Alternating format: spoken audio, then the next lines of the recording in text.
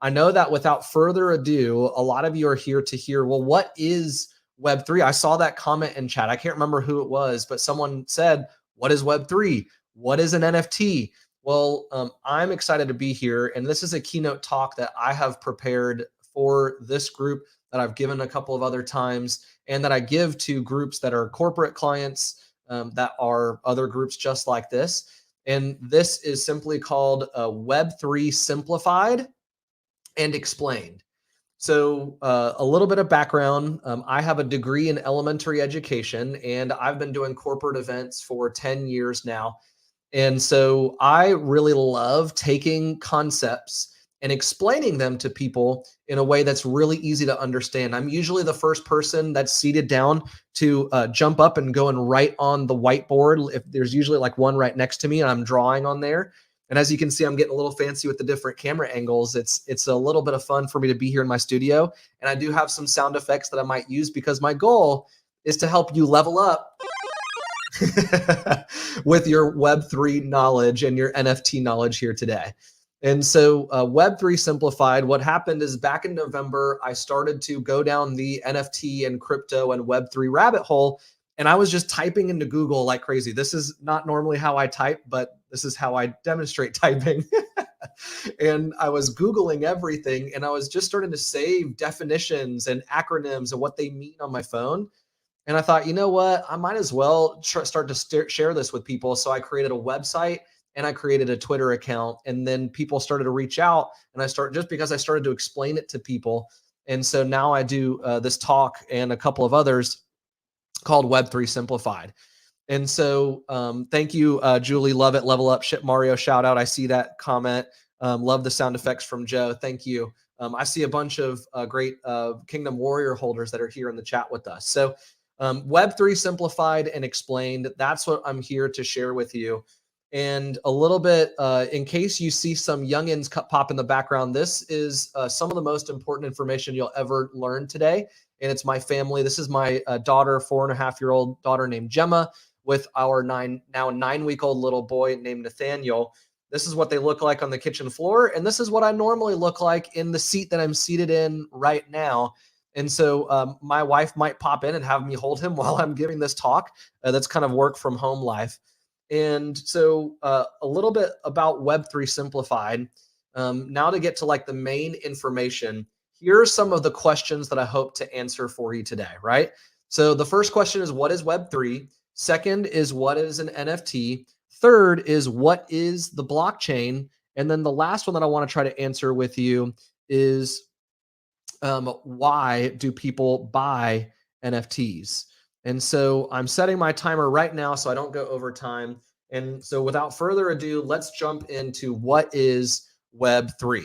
Well, in order to answer this question, I want to take you in a little time machine. Okay, we're going to hop in our DeLorean. And in our DeLorean, we're going to go back in time because technology really started with this, the fire or the wheel, right? So if we're understanding what Web3 is, we can first have context as to how technology evolves. Well, the wheel, this might be wheel 1, and then this might be wheel 2, and then this one we could say is wheel 3, right? So we've got wheel 1, wheel 2, wheel 3. Well, what Web3 is what people think of Web3, and when they start to explain it, when I explain it to people, is it's about the third generation of the internet. And part of that means this is what accounting, and this is what holding a ledger, a bank will hold a ledger of all of our transactions and everyone that banks there, right? Well, part of Web3 is taking a ledger, a record of data, and spreading it throughout the internet so that it is not held by one group, which is called decentralization, where other people are keeping the same ledger. This is what data sharing might look like way back when, right? So this is an early version of the internet. Who remembers floppy disks? Put it in chat if you remember floppy disks. And this is what the computers used to look like, right? I'm sitting here on like multiple camera angles, and I've got sound effects over here. And so technology has really evolved. And that's really what we're talking about when it comes to Web3, is it's an evolution of the internet.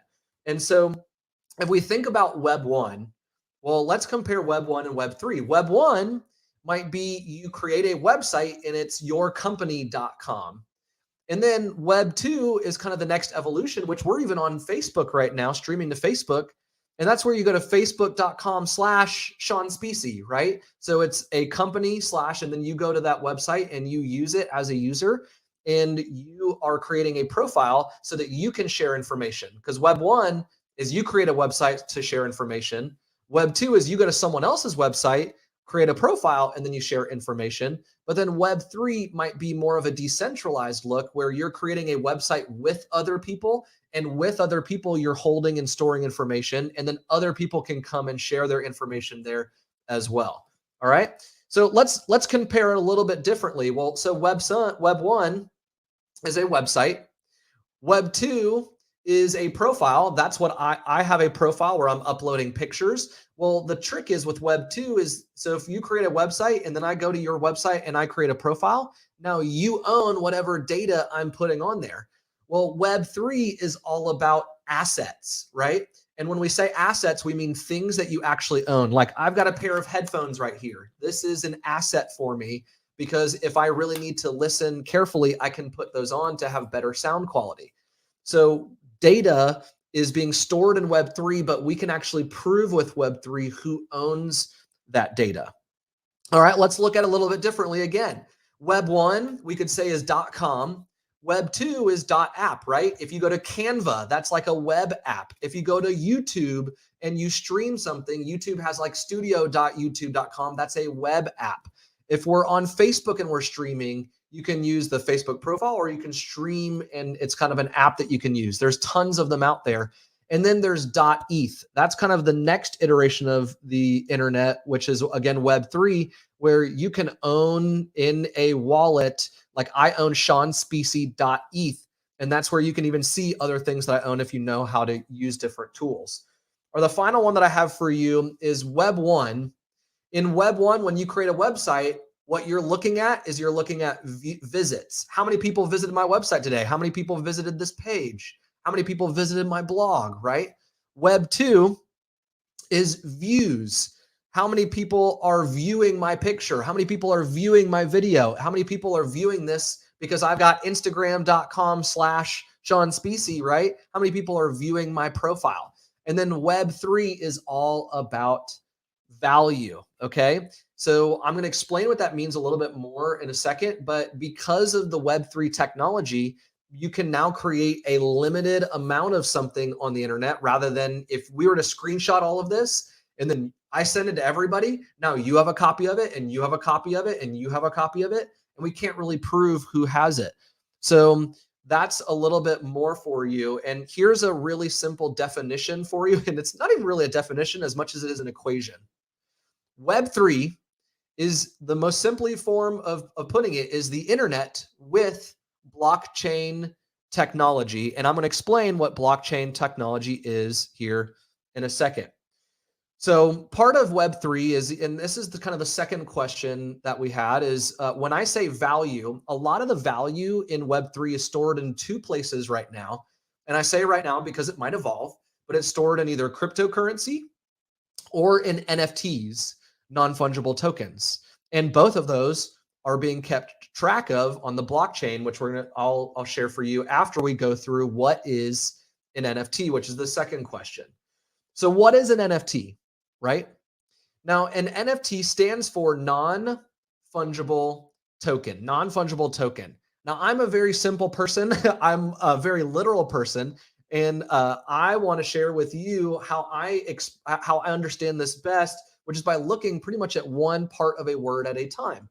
So let's look at the first word, token. I'm going to take you back in time again. I'm not going to show you a picture of a DeLorean, but I'm going to take you back in time again. But first, we want to look at what does a token mean, and then I'm going to take you back in time and share with you some maybe some nostalgic type tokens, right?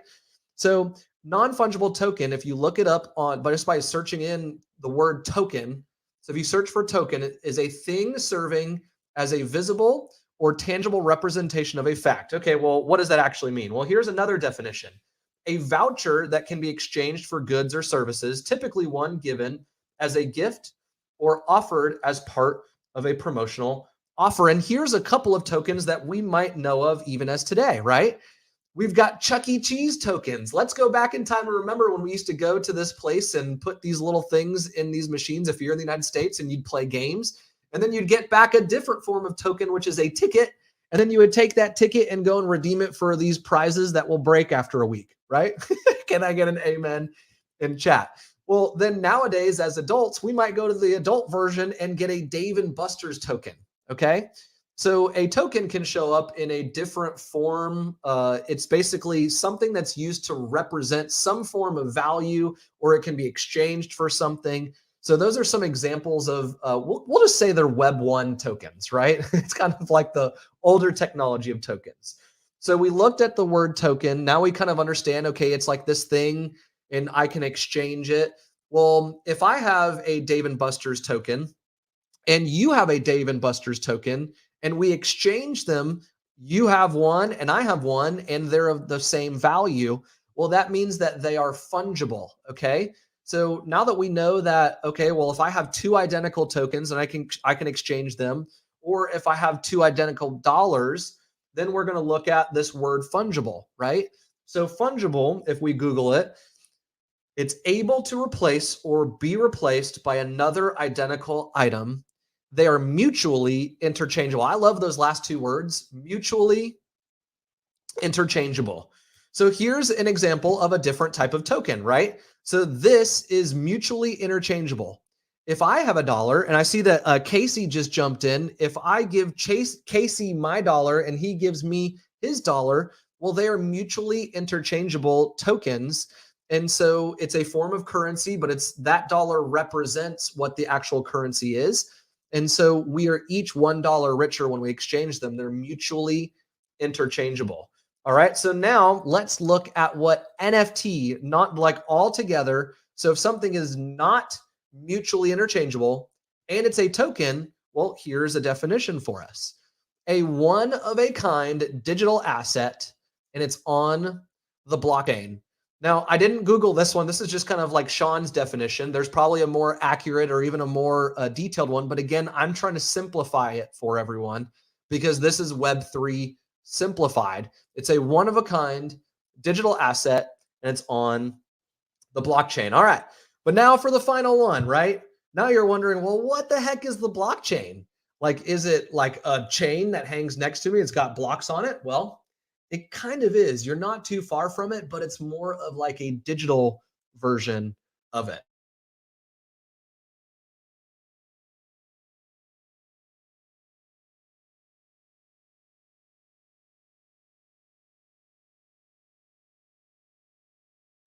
So look away, you can drop in chat or Eric can interrupt me. But this is what it looks like to maybe keep track of your own ledger. Okay. So if you are taking notes or if you're on your computer and you're doing your own budgeting, you will be keeping track of a ledger. Well, what happens with blockchain technology is blockchain technology allows us to have what's called a distributed ledger. So instead of one person or one bank or one company keeping track of the transactions, so like if I go into my bank account and I send someone money, well, my bank is keeping track of it. And then if I send it to, let's say, thank you guys, by the way, for the comments. You guys are super complimentary. I love it. Thank you so much. Patricia, I see that this is great. Thank you. I appreciate those compliments.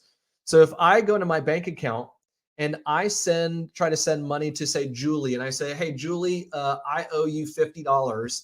Well, my bank is keeping, so Bank of America is keeping track of all of my transactions. And if Julie, for example, or Dana, who's on screen right now with her comments so good, thank you, Dana.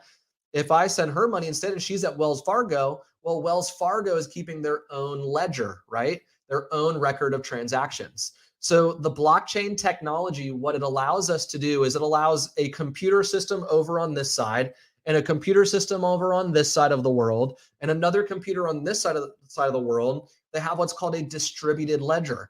So if I send someone $50, well, this system and this system and this system and this system, they are all double checking each other, and they are all and I'm going to answer some of these questions. I'm going to do my best to answer some of these questions in a minute. I'm getting distracted for a second, but they're going to all double check each other, and it's one ledger, but it's being stored in multiple places on multiple computer servers, and those computer servers are called nodes. And I've got some images for you and some ways to explain it that might make a little bit more sense here in a second. So if we look at this, this is an image that I actually hand drew on my iPad. And I also turned it into an NFT. So I'm kind of dabbling and playing around with the technology. So if we look at the left side, you can see that there are computers in a network. They're all connected to each other. And we can even see that this is like either Web 1 or Web 2. They're all talking to each other. So again, if I have a computer on that left side of the screen and I send it to another computer on the left side of the network, so it's like maybe the far left one sends it to the far right one. Well, then what happens is they are sending data from one to the other, but the other computers in this network, they might not necessarily have record that I'm sending like an image or a photo from one space to another. The difference between these two networks is you'll see inside of the computers on the screens a little, and it might be hard to see, but those are little verified check marks. And if you want these images, they're on a Twitter that I run called Web3 Simplified, or on web3simplified.xyz. It's a website that I created with a free dictionary. And so these little check marks, you can see that these computers on the right side, they are all verifying that computer one sent, or person one really sent information or data, a NFT or a form of cryptocurrency from one person to another. So literally all of those little computers are all nodes, which is basically like a computer server, and they're all double checking each other and backing each other up, and they're all keeping the same ledger, okay? So this image, again, is called Internet versus Blockchain, is basically what I named it. So let's take a look at a different image that I created for this keynote talk, and I did not hand draw this one, but this one is really fun because it's really simply a series of blocks that all say data on them, and they're all in a chain. And so what happens is, like, let's say, for example, Eric and I, we both have what we call wallets. And if you want to know more about like what a wallet is, well, at the end of this, as a teaser, Kingdom Warriors, we are offering a free course that I created called NFTs Simplified, and I explain what a wallet is. Well, if I have in my wallet an NFT and I want to send it to Eric, right? Well, that transaction is going to be stored in a data set in basically a block. So let's go back to the image. So that one transaction is in one of those blocks of data, and then it is kept in a chain of other pieces of data so that my block, my transaction happened, and then before my transaction, there was a different transaction that happened, and after mine, another one happened. And so it's kept in a chain, and that is kept in the ledger, and that ledger is distributed across the entire blockchain. And of course, there are multiple blockchains. So you might hear of Bitcoin, right? Bitcoin is a blockchain. Ethereum is a network. It's a different blockchain. There are multiple others, and there's more being created almost every single day, but there's different like systems basically, and computers on that blockchain are double checking each other. Now let's take a look at the two images together. So if we combine these two, well, we're storing data in a chain in consecutive order, and then all of the computers are double checking each other, which is a distributed ledger or a record of what's happening. So that is the blockchain. Now, finally, for the last one, what is an NFT? All right. What is an NFT? Well, an NFT, since we looked at it and we backed up to that question and we just answered what is an NFT and what is the blockchain, a one-of-a-kind digital asset on the blockchain. Well, now that we know the answer to this, well, why do people buy them? Like, why would you spend money on this digital thing and you're going to maybe store it in a digital wallet? Well, here's simply my answer for this. Well, after spending months and months researching it, and after spending months and months interacting with myself, here's my basic, this is like my high level thesis as to why people buy NFTs, right? Right now, as it currently stands, people buy them for two reasons. And those two reasons are art and utility. Art and utility. Now, art and utility, sometimes someone might buy an NFT simply because of the art. Like, let's say, for example, a Picasso painting, right? Someone might buy a Picasso painting simply because they love it, not because of the value that it brings. Or some person might buy a Picasso painting because they think it's going to go up in value. They think it's going to increase because they buy it for $1 million and then it'll increase to $100 million, right? That would be utility, which utility is the benefit that someone holds. Well, let's take a look at some real examples of NFTs and utility. So again, art and utility, and sometimes they're both together where you're like, wow, this is a really cool piece of art. And I love the benefit that it gives, which is the art and the utility. So let's take a look at some examples of art and utility. Well, this is a publication back on January 4th, 2022, One Bored Ape Yacht Club. So this is one of the more popular ones. Basically, what happened is a group of people created 10,000 images of bored apes. And the story is that they are so rich that they're all in a yacht club together and they're just bored. And so they're just kind of doing wacky things in their pictures, right? So there's only 10,000 bored apes that are in this collection. Well, because there's only 10,000 of them, that makes them limited. They're rare. Out of how many billions of people are in the world, there's only 10,000 of them. So that means at most 10,000 people can individually own them, right? And so the total sales of all bored apes has passed $1 billion, including a lot have been sold from celebrity collectors. Well, we talked a minute about the art, right? So people are buying them from art reasons. Well, here's two of the main ways that art is showing up in NFTs right now. There are other forms, but this is mostly how it's showing up. Is either in an image, and that image can be a moving image like a GIF, or it could even be in a video, and then there's music. And at Kingdom Warriors, we are actually a little bit of alpha, which means some new information, is we're getting ready to launch some amazing artwork by Michael Morgan, who might be watching this right now. And I played a couple of songs from it. And here's a couple of images or moving images that I actually own, right? So I've got this moving image on the right side. It's 3D. It can spin. I've got this pixelated lion. I own this hand-drawn dog that's drawn by a professional baseball player. I have a giraffe. I've got this hyena guy. I've got this like goat that, he's kind of got something dripping out of his mouth there. This could be a moving image. This is our Kingdom Warriors second Genesis NFT right here. And it's pretty cool artwork. It's pretty awesome. And these are some of the Kingdom Warrior NFTs that I actually own in my wallet also. So all of these pieces of art, they look pretty cool. But again, why would you buy them? Well, here's a couple reasons. Well, let's go back to the Bored Ape Yacht Club.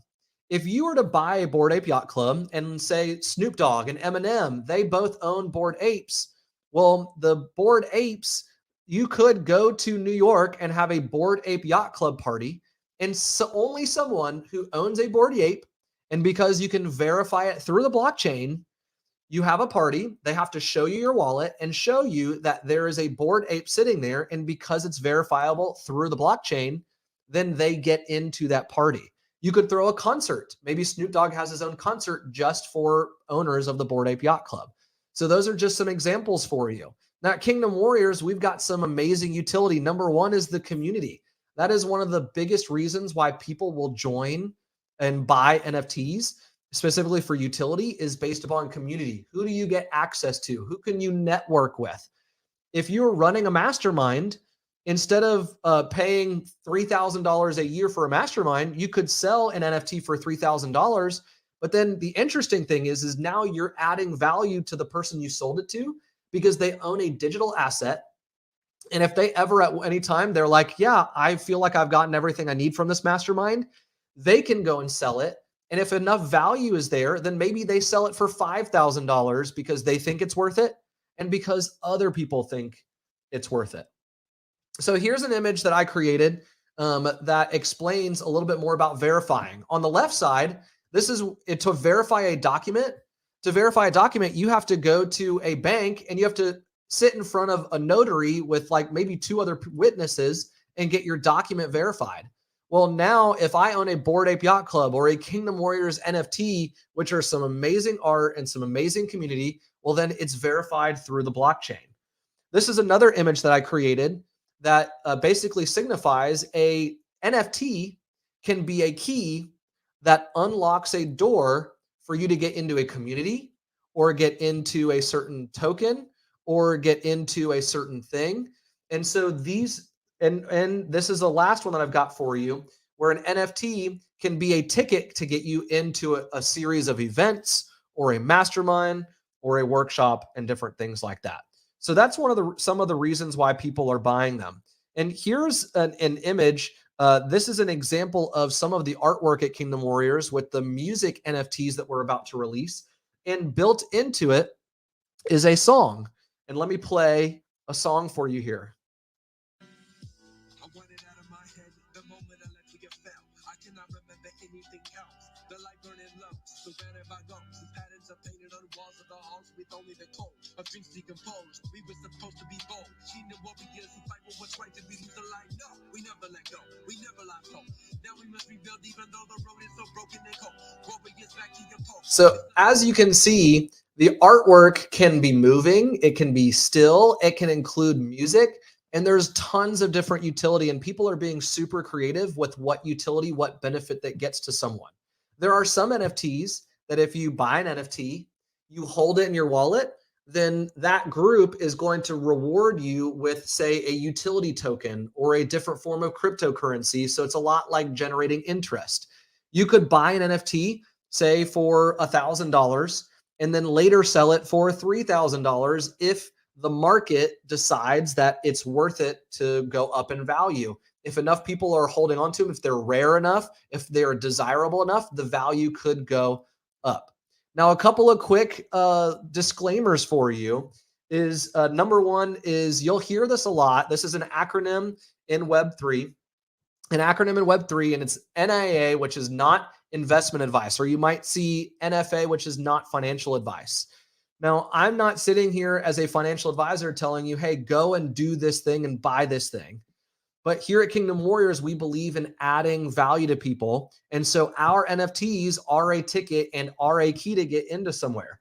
And then you'll also see this in Web3. And I wanted to share this with you. It's DYOR. If you see this acronym, it means do your own research.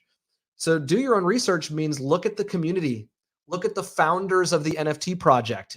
Basically, every NFT project is like a business. And so you're almost becoming an investor in that business, even though you're not really an investor. You're just kind of a holder of the ticket or a holder of the key, but you can flip it for an increase in value. So it's kind of a weird gray area simply because of legal reasons. It's not a financial investment, but you are buying something hoping that maybe it goes up in value, or maybe you're not. Maybe you don't care. Maybe you just want access to that community. And here's the last kind of disclaimer that I'll give for you, and then a tip for you. So the last disclaimer is to only use money you can afford to lose when it comes to cryptocurrency and it comes to NFTs. Only use money you can afford to lose. I heard that was given to me. It's money. It's advice that I have followed, and I highly recommend just listening to that and deciding what's best for you and your family. And then the last one, the tip for you is to have fun. Have fun with it. So if you're only using money that you can afford to lose, I would classify that almost as fun money for me and my family. Like money that I can afford to lose is like going to Dave and Buster's and to going and playing and having some fun, right? And I personally believe that God has created us in such a way that we can go and do what the Bible says, where we can love on other people. And so that's why I've created Web3 Simplified, is to help people understand it, hope that people have fun with it, and specifically so that we can shine a light to people. Because just like any other technology, just like the wheel that I showed you, just like the early computers, technology is a tool that now we as believers can use to impact and bring God's kingdom here on earth. So thank you guys so much. This has been super fun. I'm going to see if I can refresh. I think Facebook froze all the comments. I can't even see all the comments that might be there. But I'm so thankful for you guys. And I know that Eric is probably going to share more about this. But at Kingdom Warriors, I created an online course and I've basically licensed it to Kingdom Warriors because it's Web3 simplified, NFT simplified already. I created it before I joined the team at Kingdom Warriors. And so NFTs Simplified is a course that Kingdom Warriors offers to people in our community. And it teaches you what is a wallet, how to use the wallet, how to create a wallet, how to buy an NFT, how to put cryptocurrency into that wallet. And there's even more information if you want. You can go to web3simplified.xyz. Web3simplified.xyz. It's got the images that I've shown you. There are images there. And there's also a dictionary that I'm constantly updating with really simple language that's hopefully easy to understand. So that's it for me. This is a picture of what it looks like in the dictionary right there. And here's a list of things that are in the NFTs Simplified course, which is, again, what is an NFT? How can they be used? What is a wallet? Why do I need a wallet? All of these different questions. But hey, thank you guys so much. I think now I'm supposed to bring up Eric. Eric, I've talked now and I'm literally, like, it literally just hit zeros on the clock right there. The timer is done and flashing at me. So bam.